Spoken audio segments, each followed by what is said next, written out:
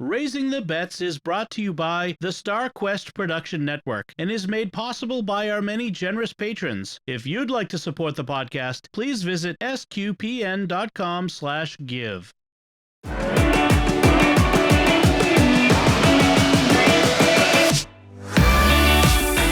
You're listening to Raising the Bets. We're a Catholic couple raising 5 kids outside of Boston. Join us as we share the joys and challenges of marriage, homeschool, and our adventures near and far as we make sense of the world and experience the best parts of our culture. I'm Don Bettinelli. And I'm Melanie Bettinelli. And I'm sorry, but I've got a cold this week. Oh, yes. The kids were all passing it around, and now I've got it. I'm stopped up and coughing, so I apologize in advance. I will do my best to hit the mute button whenever you have to cough. If you can, give me a warning, I will mute and cut and all that sort of thing. So, hey, anything go on this week? Oh, this was a very busy, very long week. Yes. Well, how does it previously on Raising the Bets? My mom died, and we talked about that last week. And so many of you sent very nice notes, and I really do appreciate everything everyone said, and all the prayers especially. I felt the prayers. Definitely. Yeah. I think we all did. So Monday was the wake we had, and it was, so for those of you who remember, my dad died 5 months ago. His was sudden. My mom was a long decline. It was weird. It was different. I guess every time is different, Right. So we had the wake in the town I grew up in, and everyone you expect came, all the grandkids and friends of the family. There were people I hadn't seen in years. There were people who I saw 5 months ago at my father's wake. There's not much to say there. There's a new thing, and I don't know how new it is. The slideshow. This wasn't a thing when my grandparents died back in the 80s. Obviously, it wasn't possible. But there's a thing now where nursing homes, funeral homes will apparently request family to give them a whole bunch of photos, like the digital photos off of your iPhoto, and drop it in a Dropbox, and they will set up slideshows of photos in the funeral home, in the rooms or outside the room or whatever. And it's a strange experience, because it's like, oh, what wonderful times. I'm sad. Right. That was it was hard. Like when we first got there, seeing my mom in the casket, that's hard to see. And she looked better than she has in a long time. The funeral director did a really great job of preparing her, and everyone noticed that she kind of had a half smile on her face. Yeah. In fact, my brother was saying that, or my sister was saying, 'cause she was there when my mom died, they were praying with her. She opened her eyes, sort of startled, then turned to look at the picture of the Sacred Heart hanging on the wall in her room, and then died. Which, that's kind of cool.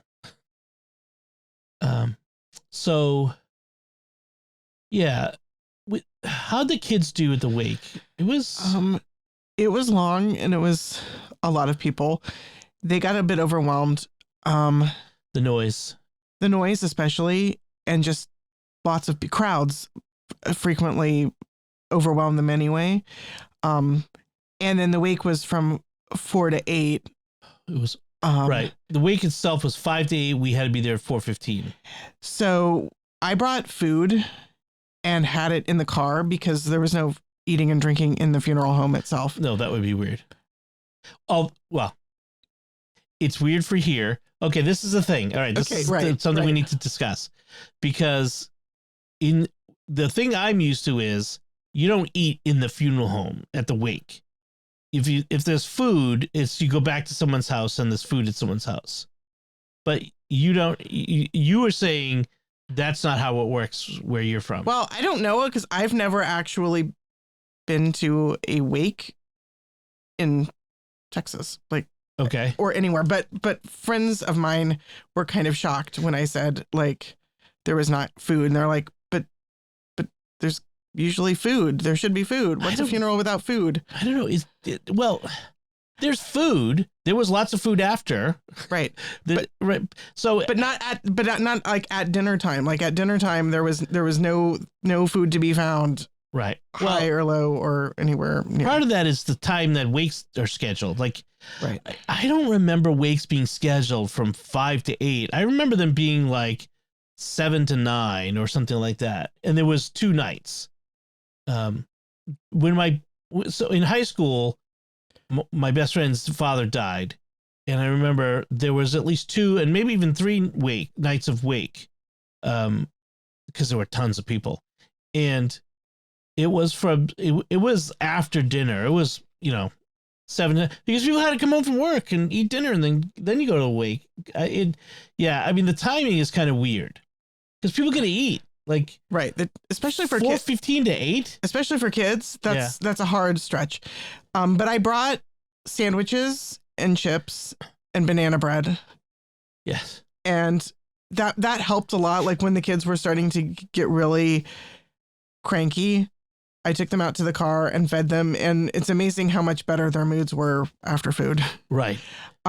Also, my friend Zena, friend Zena, came. Hero. She's a hero.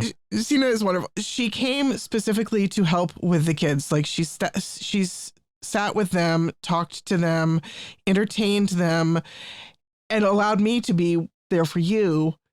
Yeah. And to greet people. And so I didn't have to worry about them going crazy or being lonely or being out of sorts, because I knew that somebody who they know and who knows them really well was there to. And that was a huge gift. Longtime SQPN folk will remember Xena and her husband Jeff, who were the hosts of The Secrets of Battlestar Galactica way back when Battlestar Galactica was still on the air.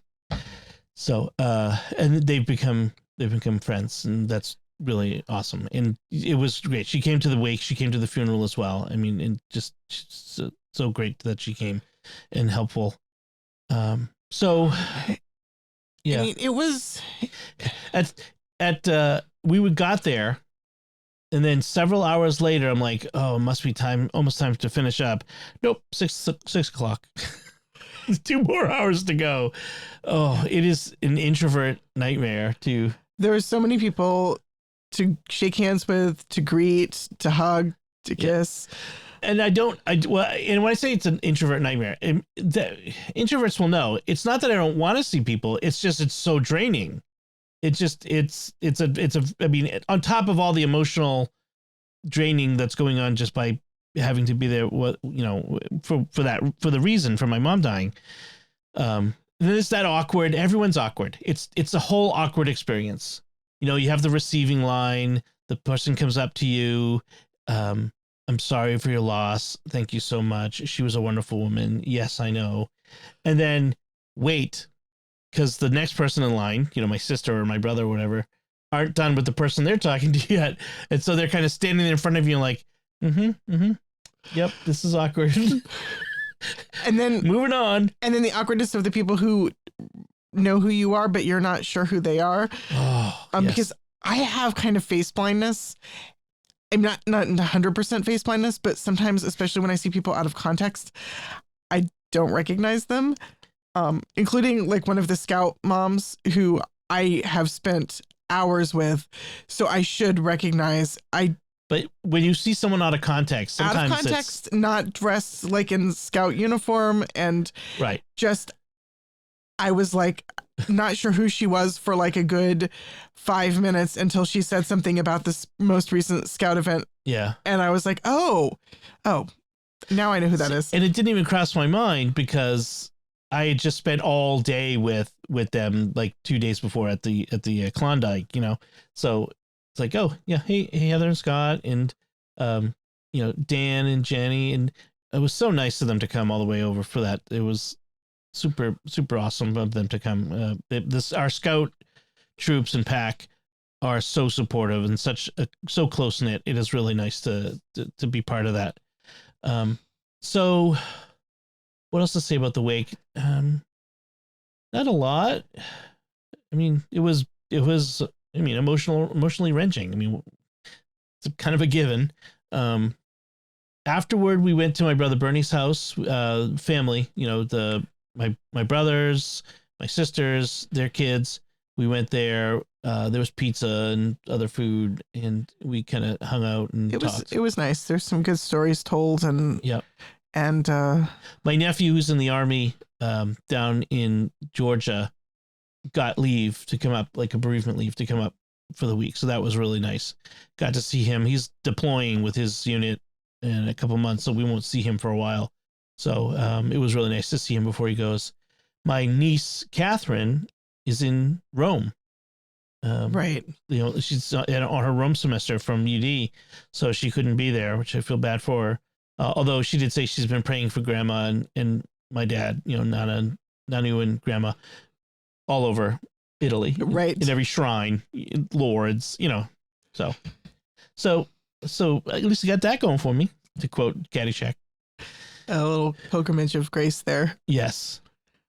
So then Tuesday morning, get up early, go to the funeral home, where our good friend Father Ed Riley was there, our former pastor, but also he's been friends with my brother and his wife John and Patty for years prior to that.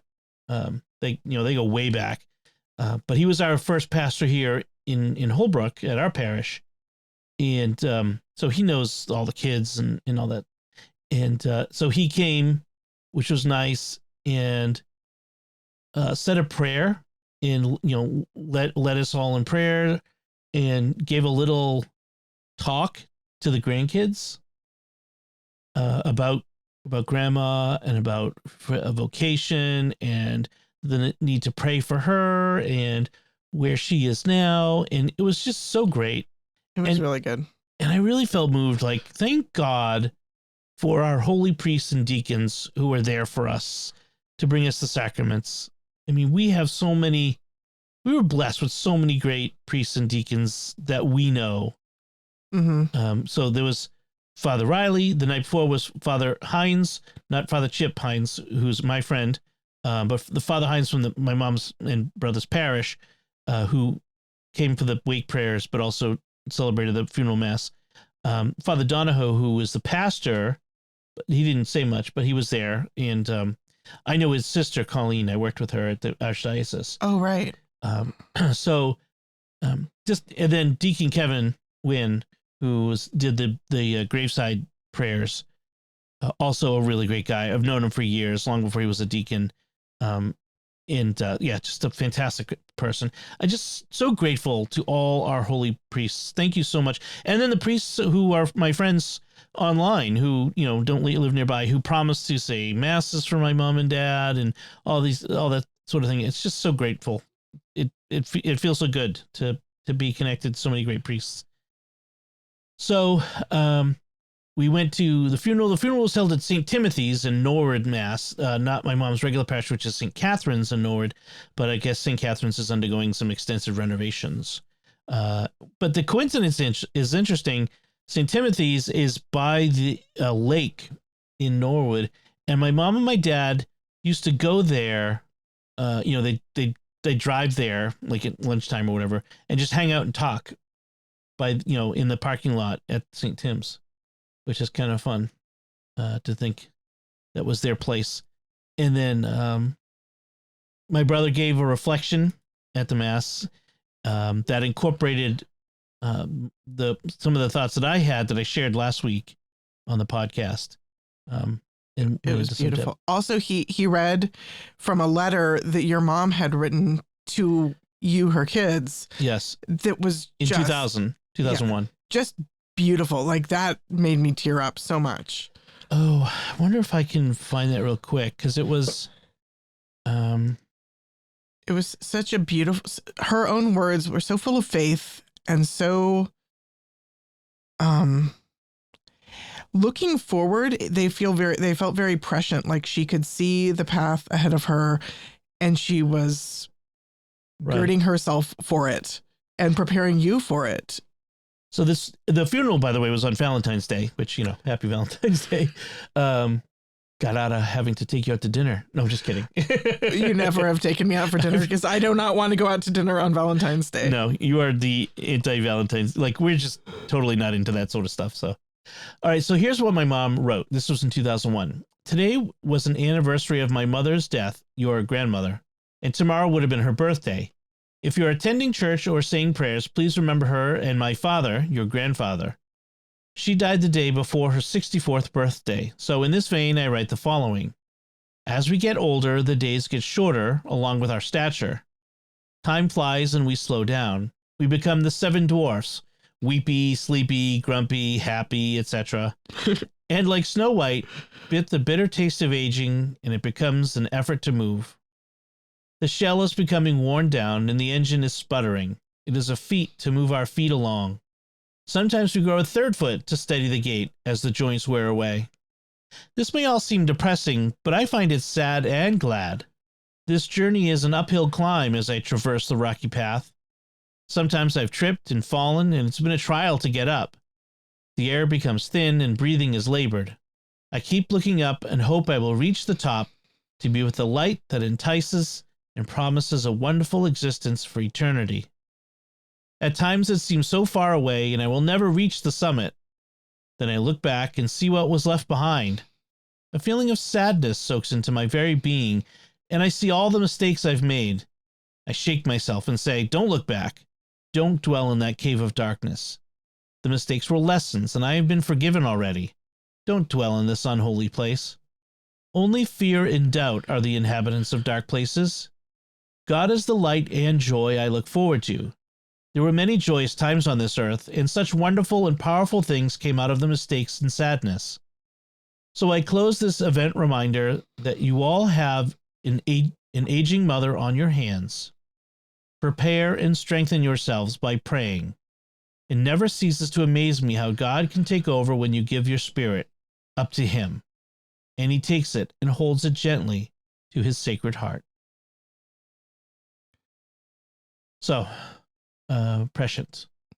So much of that just feels like she could see, like with laser clarity, what was coming for her. Yes. Path that she was walking for the next 20 years. Her life was filled with not just joy, but also suffering, forgiveness, faith. I mean, it was a life lived fully with so much. I wish I could tell you all. And I've posted the eulogy my brother gave on my Facebook page. If you're one of my Facebook followers or friends, if you want to check that out. So yeah, my mom, her faith, she gave her faith. She had such deep faith and handed it on to us, and we've handed it on to our children. And so I'm so grateful for that, as I mentioned last time. So, from the mass, and my mom's best friend from when she was in grade school was there, who she herself has got, she's had a stroke, and she was just so devastated. She grabbed my hand as we were walking out, processing out, and just wouldn't let go and just wanted to talk about my mom. She just, poor Betty. They knew each other longer than anyone else alive. I mean, when I think about that, longer than my dad or her husband or anyone. So, right. Kind of amazing. So from the church, we made our way. We had police escort, though, by the way. That was pretty cool. That was. So like the Canton police escorted us to the Canton police line, to the Canton Norwood line, where the Norwood police picked us up and brought us to the church, and then they escorted us to the town line because my mom is buried at Mount Hope Cemetery in Boston, with her mom. Her mom is buried there too. Mount Hope is is a city cemetery. It was started in 1852. Pretty wild. I was looking it up online. There's like 9 Medal of Honor winners buried there, and just there's amazing people there. In addition to my mom. So, and then the graveside service, like I said, was led by Deacon Kevin. Kevin's a great guy. He's a former air traffic controller for the FAA out of Boston and Manchester, and he's retired now, I'm pretty sure. And he was working the day of 9/11. He's got some stories, and we were telling stories, and I was telling him about Mysterious World, and he was kind of interested, and we were kind of talking a little about some of the UFO type ones, which was kind of fun. So, yeah, after the funeral, we went back to my brother John's house and had some food there because this is what we do. And a ton of food, so Lots much of food. So, yeah, and then from there, one cool thing. That's what I was wanting to bring up. I didn't write it in my notes. So, my mom is her dad. My mom's mother was her dad's second wife, and the granddaughter of my dad's my mom's brother, half brother. Trying to keep them all straight. Your mom's brother's daughter. Yes. Your mom's niece. My mom's niece. My mom had two half brother, half sister that she never knew from my dad's first marriage, my granddad's first marriage. And her niece got in touch with my sister, and we were contacting, we're talking to her. She had more of the family history and was giving us some of it. And it turns out that, I don't want to go into all the details, but it seems that my granddad wasn't necessarily at fault in the split up. He was kind of tossed out. The kids were told, don't talk to that man, he's the boogeyman, about their father. Just really sad. But my brother John and I have been doing some genealogy, and based on the genealogy work that she had done, we started finding some documents related to my grandfather's naturalization and census documents. And so, quick recap: he was Jewish. My grandfather was Jewish. He had come from, quote unquote, Russia, is what we were told, back around 1909, before the Russian Revolution. They had escaped the pogroms, the persecutions of the Jews, to come here. Basically, Fiddler on the Roof. Right. And so that's most of what we knew, but we didn't really know where he was from. And I had this idea. My mom had kind of planted this idea that he might have been from the Odessa region, which is Ukraine, not Russia. And John found this notation on an immigration document that said his place of origin was Volnia, or Volino was actually what it said, which what happened a lot of the time in those days. Some Italian would hear a word and say, and write it down, some Italian American guy, and then write it down in an Italian way. So it was Volnia was actually, which is a region. And, the borders changed so much over the past couple hundred years in that area. At the time, it might have been like a Polish-Lithuanian kingdom, but it included part of what's now Ukraine.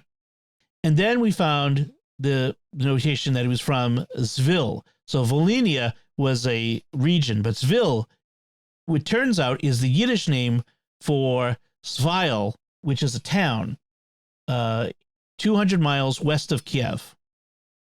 And we found a web page for Svail, which has only become Svail again.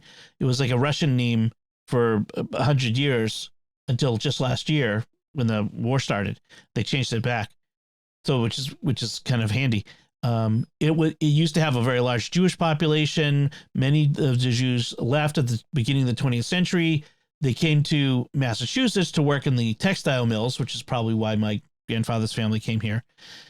And then, of course, during World War II, the Nazis showed up and they slaughtered. There was only like 6,000 people left, 6,000 Jews left, and they killed about 4,000 of them and took the rest to Belarus to a prison camp for a labor camp. And then from which they escaped, by the way, and became partisans in the forest, which is kind of awesome. And there's a movie starring Daniel Craig and Liev Schreiber called Deliverance. Mm-hmm. That is their story. So now I really want to see that movie. So it's really cool. We found out something. Now I was on the side of the Ukrainians in the war before, but now I'm totally, fighting. I'm on Ukraine's side now, totally, because that's my people. So that was really a blessing, to come out of this. Right. So another blessing happened this week from death to life. Right. My little brother, Tim, and his wife had their first child, a little daughter named Skylar Hope. And oh my gosh, so excited. Skylar Hope is such an Austin name. It's a great name. It's a great name to tell you, but it's a very Austin, Texas name. Well, also, I think I can't help but hear in it. My sister-in-law's maiden name is Sky. She's Amber Sky. So Skylar is kind of a nice. I'm sure that was probably part of it. Yeah. Anyway, really beautiful baby girl. So excited that she's here and that mom and baby are both in good health. And it's just. How weird is it to see your little brother as a dad? The picture of him holding his baby daughter was just. I was crying. Oh, totally. It's very cool.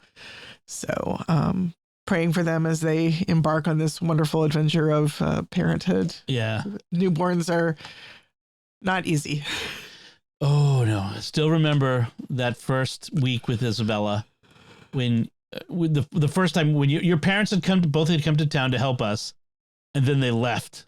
They left us with a baby. What are we supposed to do with this baby? You can't leave us with this baby. We're the adults. We're the adults. We're not ready to take care of another human being. Man, that was scary. It was, but yeah, they'll figure it out. They'll do well. I don't want. Well, and the nice thing is your parents are like literally around the corner. Yeah, they're like a mile away, and Amber's mom is also in town, so they aren't nearly as far away from family as we were. Right, as you were, as I was. Yeah. So, and then today, so everyone's had a cold. Everyone in our family's had a cold ever since. We either gave it to everybody at the wake and funeral, or we got it from somebody. Isabella was fighting it at the wake. So okay, good. So we gave everybody a cold. Yeah, pretty much. Yeah. Good. So you're welcome. So today, as Sunday, as we record this, was my brother-in-law Pete had been planning for a long time a surprise birthday party for my sister Evie, and so we had the party today.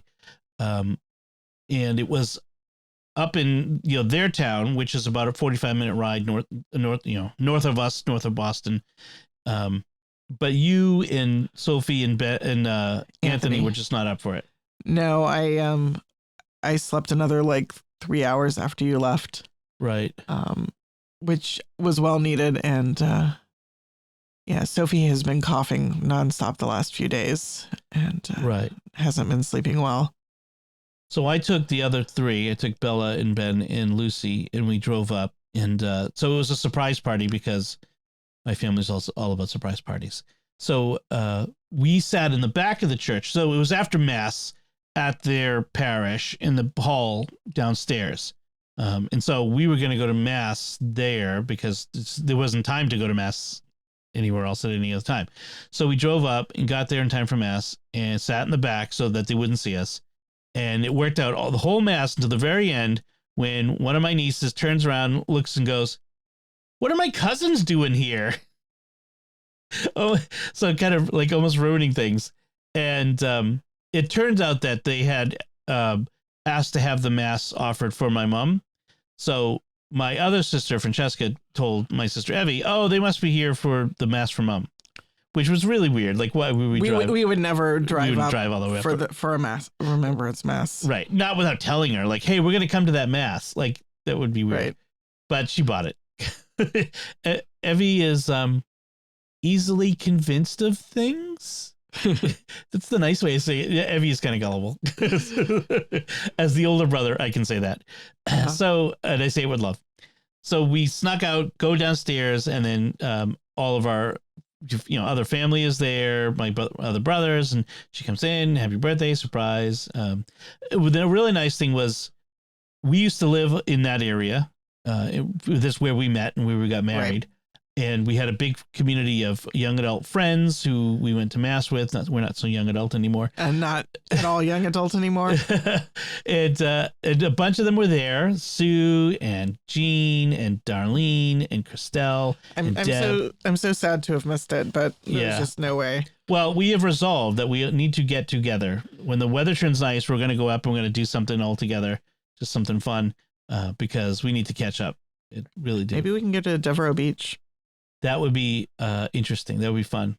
It was a lot of fun talking to them, reminiscing, the old days of Life Teen and all the weirdness that was involved and with Life Teen and Randy's bizarre insistences about how we should do things. And it would be all in good fun. Not like that's not critical. It's just kind of looking back with the hindsight of 20 plus years. And that was the other thing was like, it's been 20 plus years. Like, right. Really, for me, 23 years since I moved to Salem. That's kind of wild. So, that was a lot of fun to catch up with them and to see them. And it was really nice. And and then came back. So that's been our week. I feel like there's something else that I was going to mention, but now it's something. What else could there possibly be from this week? I don't know. It's been one of those weeks. Yeah. I'm sure there is something else, and we'll forget till later. All right, so let's move on. We'll talk about some food stuff. Let's talk about that shawarma you made last night, chicken shawarma. Yeah. I was using my friend Simca Fisher's recipe for the chicken shawarma, and I think I've made it once before. I was looking back in our notes and we talked about making shawarma like 3 years ago, or two and a half years ago or something like that. Right. But I don't know if you've made it like this since that time, because this seemed to be really good, like even better than before. Right. This was 100% meal. Everybody loved it, which was surprising. Like I did not expect Ben to eat it at all, and he piled it on his plate and stuffed his pita full of shawarma and fixins and ate almost like all but one bite of it, which was impressive. So basically you marinate the chicken. It was like the juice of 2 lemons and olive oil, turmeric and garlic, salt, pepper, paprika, cumin. I added some coriander too, because I really think that cumin and coriander want to be friends. Coriander has a citrusy flavor to it, so that goes with the lemon. And then I added something which was not in the recipe I was following. I added about a teaspoonful of sugar, because I remember that the last time I made it, I liked it, but it was a little bit, I don't know, kind of bitter and sour. And I think it would work well with just a little sweetness to cut through the bitter. And I was right. That I think was magic. Right. So it wasn't super sweet. It was just that little tiny edge of sweetness. Well, it wasn't sweet. It was balanced. I think it added some balance to it. It balanced off the lemon there, and that really, it was so good. I mean, it was so basically I marinated it for a couple hours in the fridge, and then I put it on a baking tray with some chopped sliced onions and bell peppers on top, and cooked it. It was like 425 for about half an hour. And this was boneless, skinless chicken thighs. No, breasts. Oh, breast. Oh, okay. Yeah. And just cooked it until the chicken was done. Then I pulled it out and let it cool down a bit. And then I cut the chicken into smaller pieces and then cooked it in a skillet. And then I also cooked the onions and the peppers a little bit more, because they hadn't quite got as as soft as I wanted them to. Right. Could have been more peppers and onions. There should have been more peppers and onions. I had most of a bell pepper left, but it wasn't even a whole bell pepper. And that was all the bell pepper we had. And then a small onion. I probably could have done 2 small onions or 1 big onion. Yeah. And then we had some cherry tomatoes that were on their way out and you were about to toss. And I said, oh, here, give them to me. And I sliced them in halves and I threw them in the pan after I pulled out the peppers and onions and just cooked them. It had all the shawarma juices and seasonings in it. And I just cooked those until they were starting to brown a little bit. Mm-hmm. Those were perfect too. And you made tzatziki? Yeah, I made, so it's a Greek yogurt with lemon juice and lemon zest, some sliced mint and salt. No, I didn't put cucumber in it. I just put garlic and some garlic. Really? Yeah. Oh, I didn't think there was cucumber. Most of the time I do add cucumber. Like most tzatziki has cucumber in it, but this was just more of a yogurt sauce without the cucumber. And you made some cucumber pickle and onion pickle. Right. Yeah. I just used some brine that I had from last summer in the fridge. It was like sitting in the back of the fridge, and I just sliced some cucumbers into it and did a quick pickle. Those were good. Yeah, and with some lettuce and some pita bread, it's basically making like a Greek, Lebanese, whatever, taco, burrito or taco. You know, I have to say that once again, I kind of prefer naan to pita, and I'm almost tempted to, if I make it again, just buy naan instead of pita. Interesting. The texture. Is the pita too thick? No, it's too, I don't know. It's got almost a sort of dry and gritty texture to it. I wonder if we should make pita. Even when I've made pita, I like the naan recipes better. I'm more of a naan person than a pita person. You're a naan person? You're a total person. Like, don't say yourself short. So I'll put a link to Simka's recipe in the show notes, and you can check it out. It's really good. And yeah, give it a try. You also omitted this. She has a pinch of ground cinnamon in hers. I did omit the cinnamon because recently I have found that cinnamon has given me heartburn. Okay. Like, I'm not sure why, but instead of the cinnamon, I added allspice and nutmeg. And those, I think, added some of that same warmth that the cinnamon adds. I really like allspice, and allspice does not have the same negative effect on me that cinnamon does. So good. Just go with that. Excellent. So yeah, and you had it for lunch today, and even better. Even because we poured when I didn't do last night when I cooked it in the skillet was pour the juices from the pan in, and I should have done that because those were so good. I put them in like on over the leftovers. Yeah. And wow. Yeah. So the thing is, I don't think we clarified. So after you cook it in the oven, when you take it out, you chop it up, and you saute it in the skillet so that it kind of browns a little more. Right. And it just kind of dries it out a little bit. It dries it out a little bit, but it also like distributes the spices over more of the meat because now there's more surface area.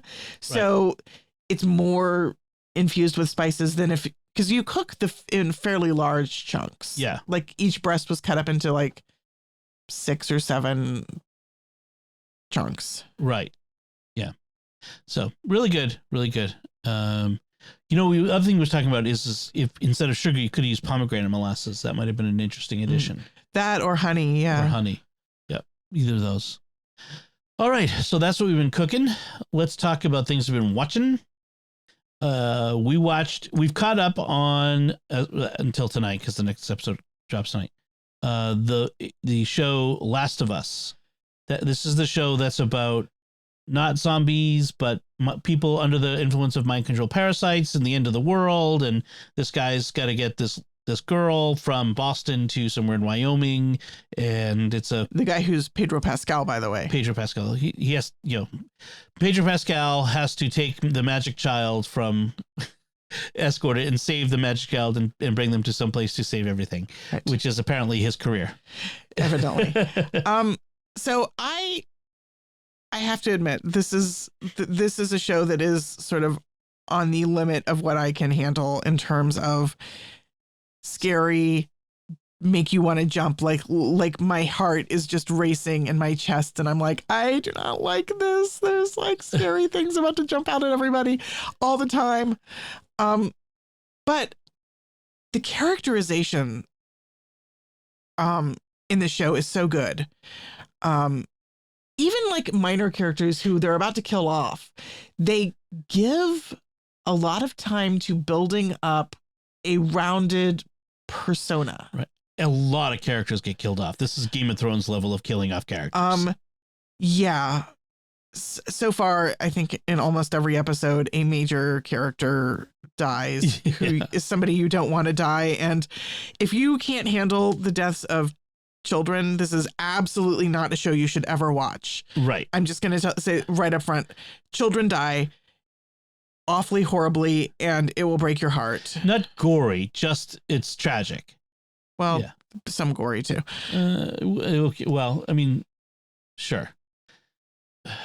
I don't want to mislead people to think that it's like that we're watching like torture horror stuff. No, but it's wrenching.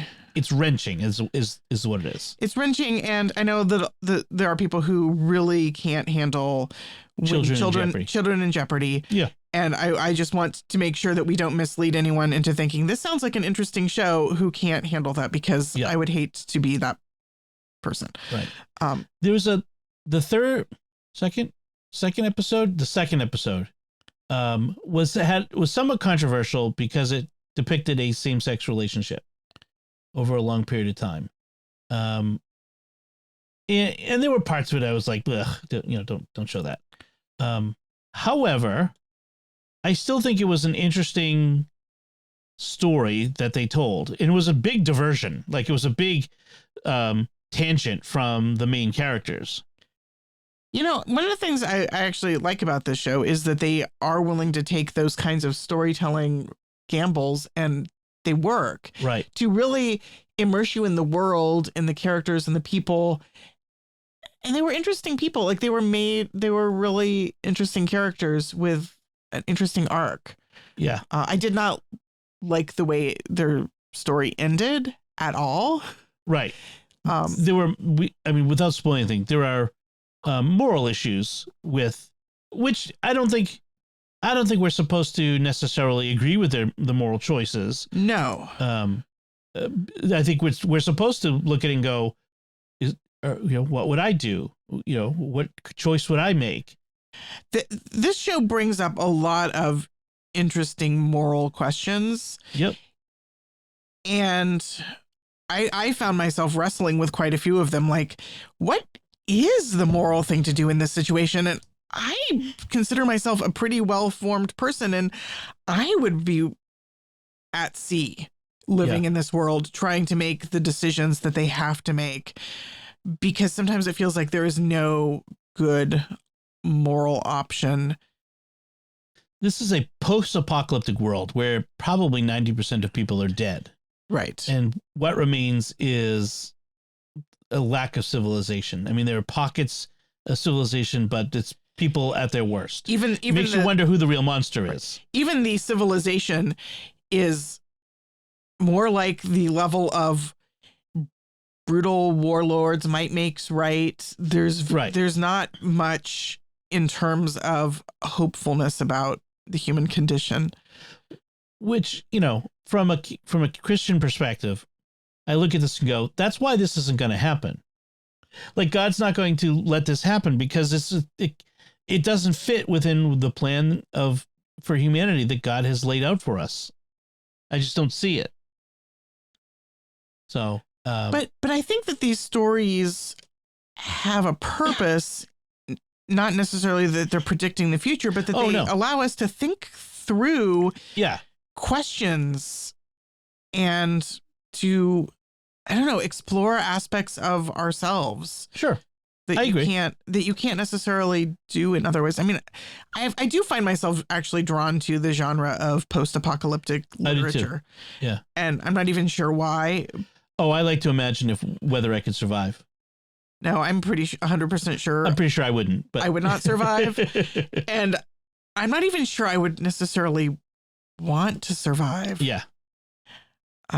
I think one of the things that attracts that this genre attracts is precisely it strips away all the other things and really presents us with the stark questions, the most basic questions of what does it mean to be human? What does it mean to be moral? When all is stripped away, can I be a moral good person? Am I a good person? And the question can only really be answered in the most extreme situation when everything is taken away from you, all support, and you just have to make that decision. And I felt like there are a lot of characters who were put in situations where it felt like their choices were untenable. Like there was no good choice. There was no good choice. There was only the least worst. The least bad choice. The least worst choice. I mean, yeah. Yep. I mean, yeah, this last episode we watched, just the way it ended, it just was so wrenching. And you're like, how can you go on? Just like, how do they go on? What drives them forward? So yeah, I'm not even sure like how you continue under such extreme circumstances, and yet people do. Well, and this is something Stephen Sterling has talked about in relation to his Changeverse series of books, where he talks about the people who've survived are survivors. You know what I mean? When once 90% of humanity has been killed off in some devastating, destructive mega extinction event, the people who survive are the people who are the unlikely ones, the lucky ones, the ones who never give up, the ones who never stop, the ones who just keep going, who keep moving forward. So they would be the ones who survive. So, anyway, that's interesting. So I'm curious to see where we go from here in that show. Another show I never thought it was going to come back, that it was going to have a season 2, is called Carnival Row. It's an Amazon Prime series. The first season was like 4 years ago. It's crazy. It was at 2019. I kind of remember you watching that. Yeah. So it stars Cara Delevingne and Orlando Bloom, and it takes place in this in a world that is, the level of technology is essentially, I think, I'd say like Victorian, like the late 19th century. So it kind of has a steampunk sort of feel to it. There's steamships and airships and all the essentials of steampunk. If you have like steam valves and airships, that's in your steampunk. And you have, but it's a world with magical creatures, fairy. Although there's not much magic, but they are like, you have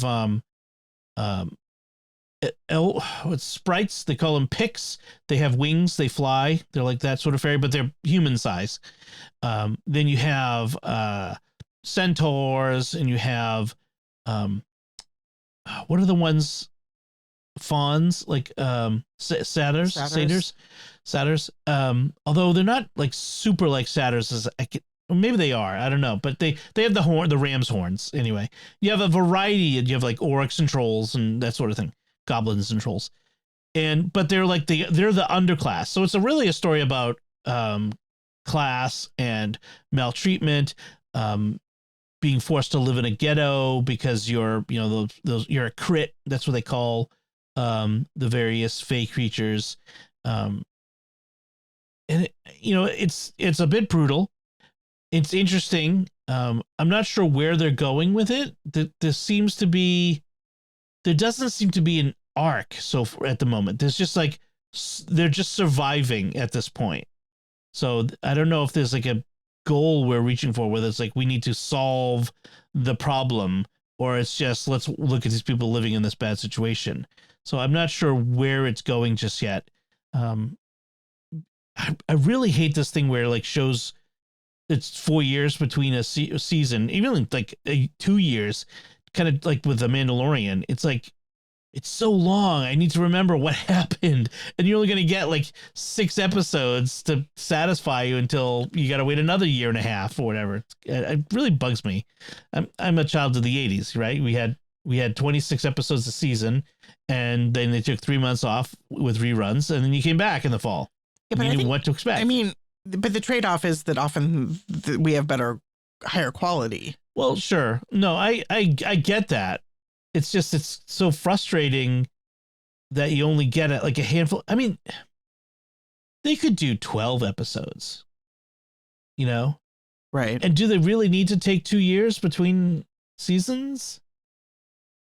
It gives the actors, for instance, the opportunity to go do other things. Like Pedro Pascal can do The Mandalorian and The Last of Us. Right. You know, so I get that. It's just, it's kind of frustrating.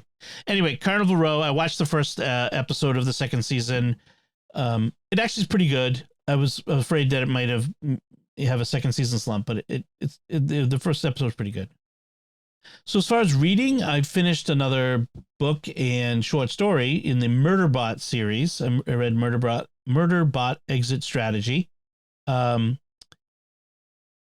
It's good. It continues on. It's about the same level as the other ones. Interesting, raises some interesting questions. You know, the thing about Murderbot is he's a construct. It's a construct, which means it's a sort of cyborg, but it's not robotic parts attached to a pre-existing person. They apparently grow human body parts, like clone the parts and marry them to mechanical bits to make a new thing. And then it has a personality.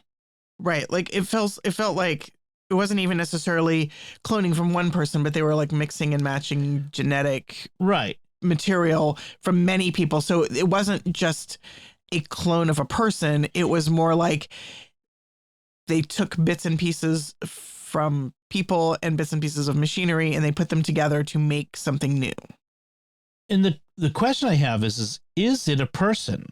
There's this debate in the story about, are the constructs, the AI constructs, persons or not? Now, if it were just a machine with a programming, I'm of the data is a toaster school of thought, which is a machine can't be alive. It can't be a person. No matter how sophisticated the machine gets, it's still a machine.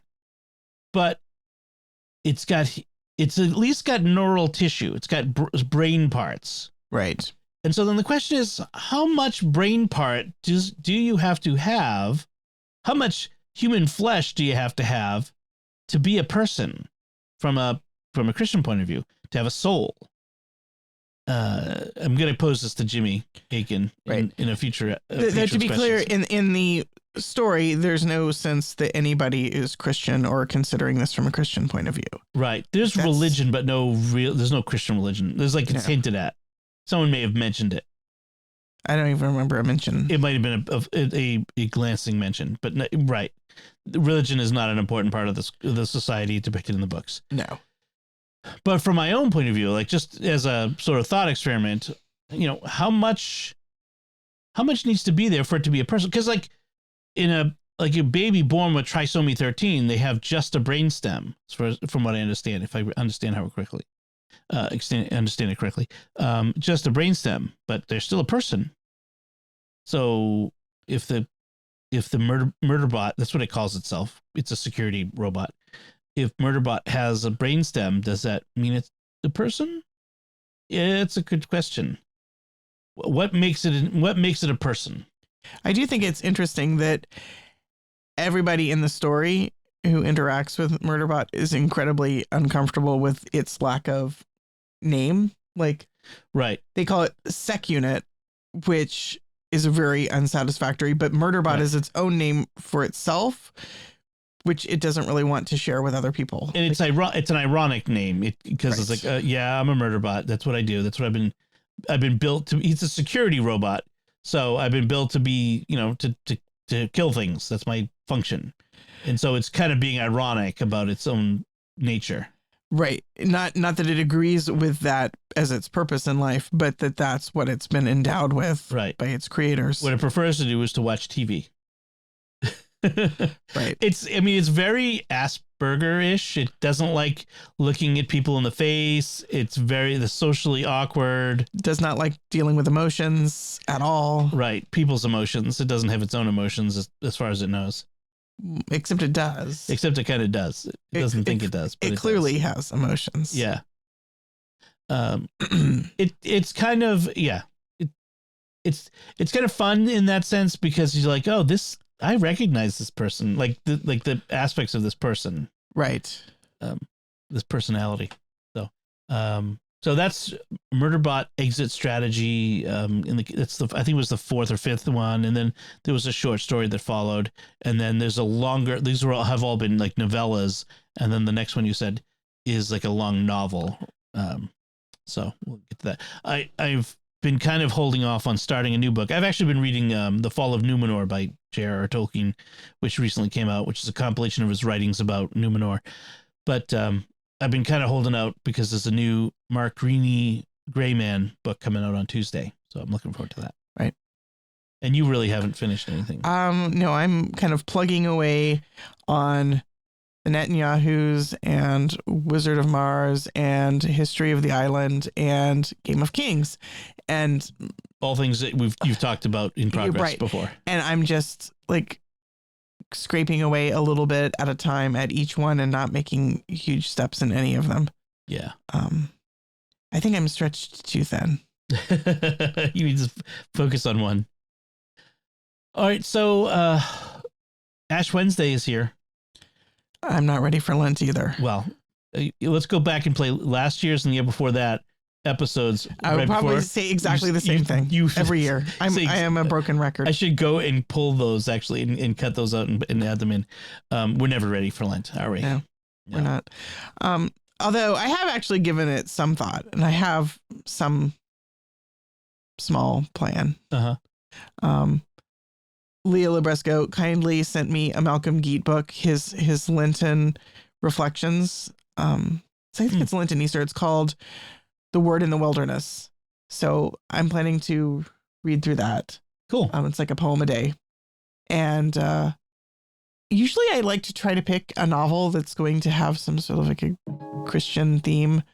I'm still pondering what I want to do for that.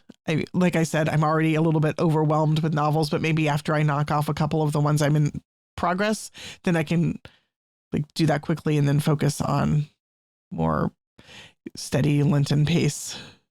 Every year I resolve to read either was it Father Newhouse's book or Newhouse or was it Fulton Sheen? They both have a Life of Christ. Or Pope Benedict's book on Jesus, the Holy Jesus Week. of Nazareth. Jesus of Nazareth, the Holy Week book. I start it. I get like maybe the first few days and then I lose the plot and I never finish. So maybe this year will be different. So maybe. Hope springs eternal. All right. I don't have a lot to say about the mass readings from this past Sunday. I'll be quite honest.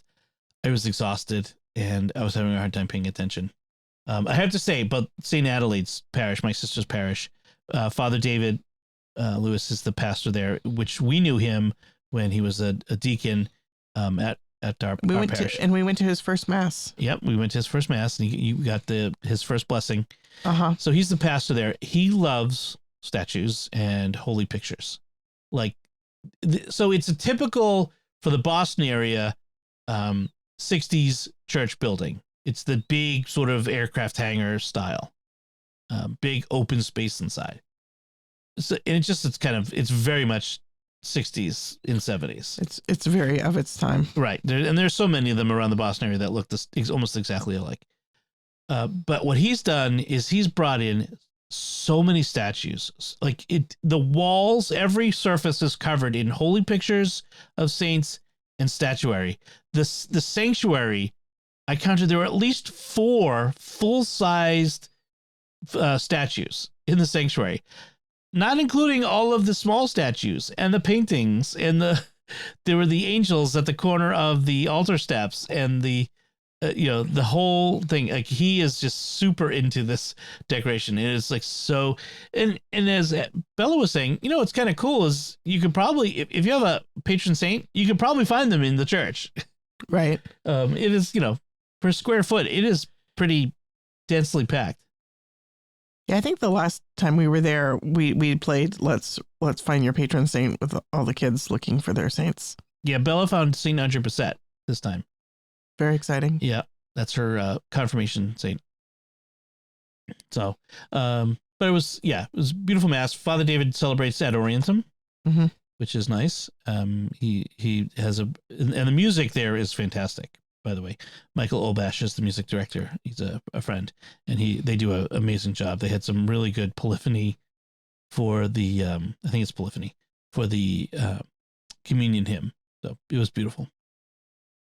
All right, let's wrap it up there. We'd like to take a moment to thank our patrons who make it possible for us to create Raising the Bets, including John T, Leah H, Ben H, Christian G, and Brock R. Their generous tax-deductible donations at sqpn.com/give make it possible for us to continue Raising the Bets and all the shows at StarQuest. And you can join them by visiting sqpn.com/give. And that's it for this time. Find links from our discussion in our show notes at sqpn.com/bets. That's BETTS. Send your feedback at the StarQuest Facebook page, facebook.com/StarQuestMedia. Send us an email at bets@sqpn.com or visit the StarQuest Discord community at sqpn.com/discord. Write a review at Apple Podcasts and share the podcast with your friends to help us grow our community and reach more listeners. Until next time, I'm Dom Bettinelli. And I'm Melanie Bettinelli. Thank you for listening to Raising the Bets on StarQuest. Here's another show on the StarQuest network you're sure to enjoy. The Secrets of Technology. Find it wherever fine podcasts are found or at sqpn.com/technology.